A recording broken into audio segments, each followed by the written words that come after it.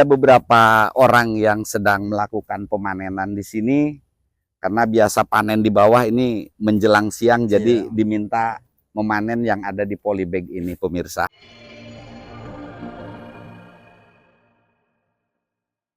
Assalamualaikum warahmatullahi wabarakatuh. Salam sehat untuk kita semua. Pemirsa, saya bersama Kang Lis masih selalu bolak-balik ke sini ya Kang Lis. Pada kesempatan sekarang, karena banyak yang penasaran, seperti apa sih hasil panen dari penanaman cabai rawit di polybag, Kang Lis? Ya. Nah, ini kebetulan lagi panen ya, Kang Lis? Ya. Nah, ada beberapa orang yang lagi panen, jadi biasanya panen di bawah ya, di lahan sawah yang luas. Tapi ini, yang di pot juga, yang di polybag, diselangin dipanen yang merah-merahnya aja ya, Kang Lis? Nah, ini begini Kang Lis, saya ingin bincang sedikit sebelum nanti ke situ juga ke pemirsa. Ini panen yang keberapa sekarang? Kalau sekarang ini kayaknya udah 8 kali kayaknya. Ke-8 kali panen, artinya ada yang merah dipetik, ada yang merah dipetik. Nah, rata-rata kalau dihitung gitu ya, dari awal panen sampai nanti, ini kan masih banyak buah ya, bahkan buah kedua udah mulai keluar lagi bunga-bunganya ya. Itu menurut Kang Lis, perkiraan satu pohon itu yang di polybag ini bisa nyampe 1 kilo? Kalau sampai akhir? Sampai ya, kalau sampai akhir. Kalau yang di sawah mah 2 kilo lebih. Ya, kalau yang di sawah luar biasa lah. Saya tahu pohonnya juga besar-besar. Kalau di sini kan jauh, pohonnya tidak terlalu besar. Jadi hanya luas gitu. Oke. Jadi kalau 1 kilo satu polybag bisa ya? Bisa sampai ya. Nah, kemudian ini kan yang jenis kaliber. Dari panen ke panen, biasanya dapat berapa kilo setiap panen? Setiap panen kalau yang di pot ini ya lumayan 25 gitu. Nyampe ya, 25 kilo nyampe sekali panen yang ada di sini ya? Yang di sini aja. Oh gitu. Nah kemudian, ini biasanya Kang Lis kalau setelah panen, kan seperti ini kalau kita lihat keluar bunga yang baru lagi yang tahap kedua ya? Iya. Itu pupuk yang digunakan apa Kang Lis? Ya yang kemarin yang udah disebutin itu. Dari itu ke itu aja pupuknya, hanya NPK. Soalnya udah kebukti. Gitu ya. Jadi pemirsa, kadang kalau ngobrol dengan beliau, ini banyak saya agak kagum ya. Apapun yang diaplikasikan itu sangat sederhana, tapi ngelihat tanamannya, kalau yang ditanaman di polybag ini tidak terlalu membuat kita wah, tapi kalau yang di sawah di sana sangat luar biasa. Kelebihan baik yang di polybag ataupun yang di sawah, di tanaman Kang Lis ini, tidak ada yang terserang lalat buah dan tidak ada yang terserang patek. Itu yang paling saya perhatikan, luar biasa. Makanya nanti saya minta khusus ngobrol tentang patek dan lalat buah ya. Nanti di lahan bawah ya. Kembali yang ke polybag ini. Nah, ini kan tahap pertama. Kemudian yang di ujung sana tahap kedua yang sampai 5.000 polybag udah disiapkan Kang Lis. Ya. Itu apa tidak khawatir nanti tanaman yang tahap kedua ini karena berdekatan akan kena hama dari tanaman yang sudah tua? Itu secara semprot harus semua.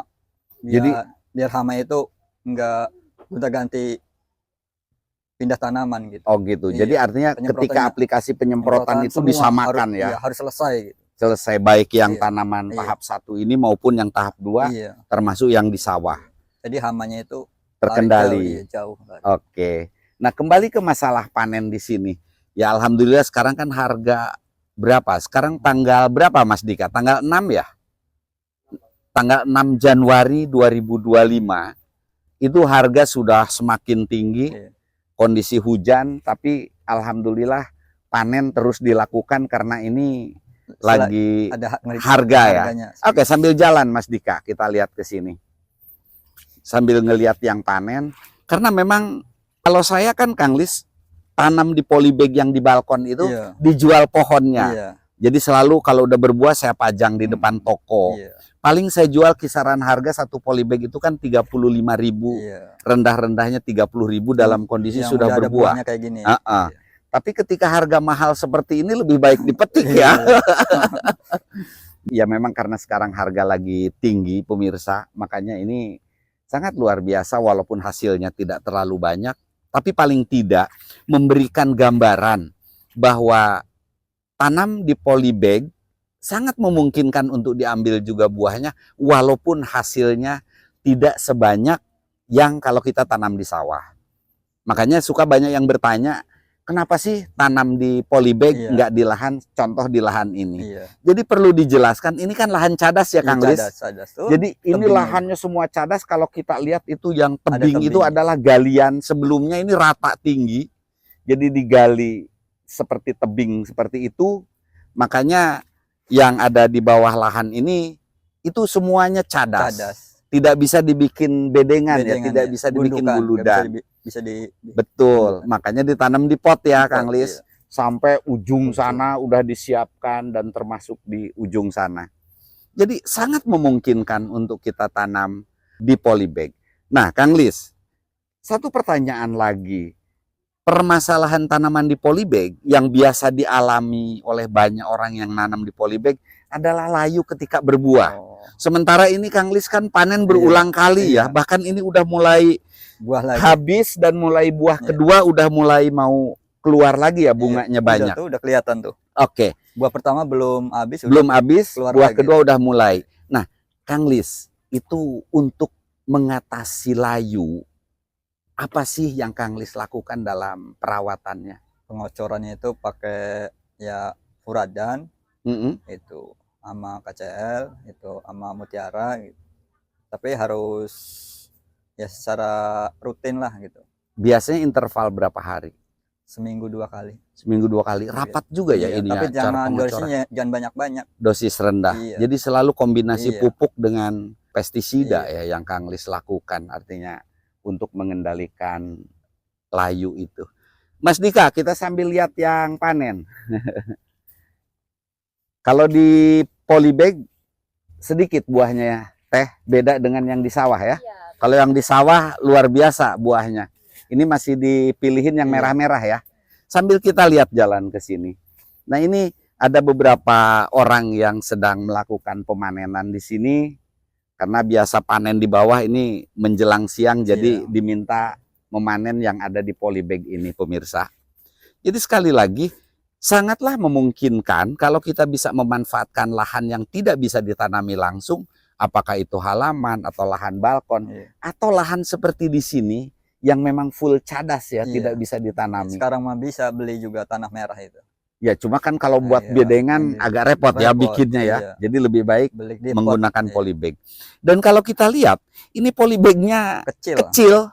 Polybag ukuran 30 ya. 30. Makanya yang sekarang menggunakan 35. Bukan, yang 40. Oh, 40 ya yang sekarang ini. Jadi supaya pohonnya besar, kalau kita lihat yang ujung sana. Tahap 2 itu udah polybag 40 ya. 40. Ini yang polybag 30 pemirsa, kecil. Tapi saya yakin yang luar biasanya di sini itu adalah media tanam yang sederhana seperti yang pernah diposting beberapa waktu lalu ya, media sederhana anti layu. Ini betul-betul bisa dilihat di sini. Jadi panen cabai rawit di polybag sangat memungkinkan untuk kita ambil buahnya. Apalagi jika ketemu harga yang lumayan tinggi seperti saat ini ya Kang Lis. Gitu. Ya, ada lagi pesan Kang Lis yang mau disampaikan tentang tanaman di polybag sebelum saya akhiri video ini? Ada pesan yang mau disampaikan kalau orang ingin nanam di polybag? Ya nggak apa-apa. Ya kan udah dikasih tahu kemarin-kemarin itu cara-caranya. Udah lengkap ya sebenarnya bolak-balik. Iya, dibuka aja YouTube-nya Pak Haji. Gitu, siap. Oke. Udah dikasih tahu semuanya itu. Nggak ada yang ditutup-tutupi ya. Nggak bohong saya. Iya. Dan yang sederhana lagi, saya sangat kagum itu obat-obatannya sangat sedikit jenisnya. Itu mungkin yang berkuasanya ngasih yang terbaik buat saya. Amin, Kang Lis. Jadi memang dalam bertani lebih baik kita merunduk ya supaya hasilnya bagus, Kang Lis. Itu yang saya salut.